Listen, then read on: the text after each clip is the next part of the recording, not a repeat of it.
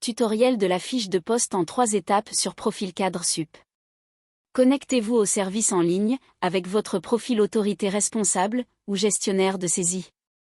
La première étape consiste à créer un poste référencé dans la base.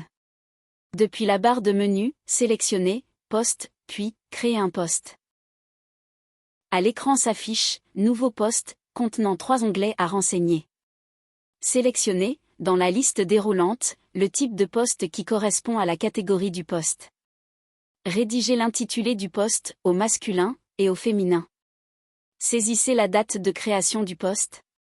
Si vous ne la connaissez pas, indiquez une date antérieure. Il convient de saisir la date de début de cette version du poste, dans le champ « Date de début ».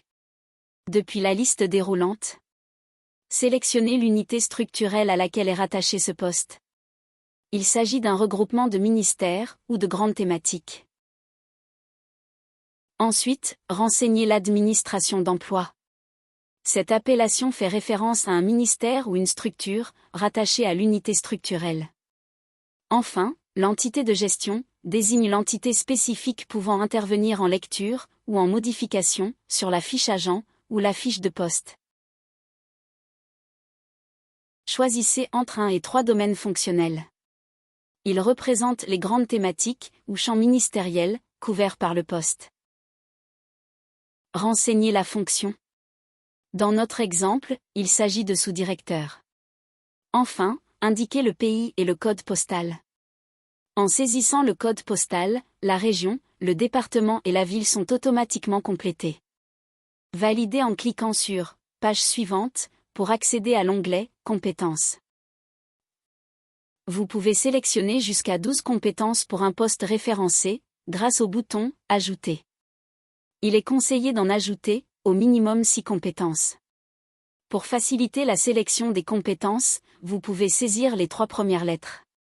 Cochez « Compétence obligatoire » si cette compétence est strictement nécessaire pour le poste. Saisissez les langues, ainsi que leur niveau exigé, pour l'exercice du poste. Cliquez sur « Page suivante ». Dans le dernier onglet « Autres informations », vous pouvez compléter la fiche avec des observations. Cliquez sur « Terminer » pour enregistrer. Le poste est désormais créé. Il comporte une pastille bleue indiquant « Poste vacant » sous son intitulé, et une synthèse du poste est affichée.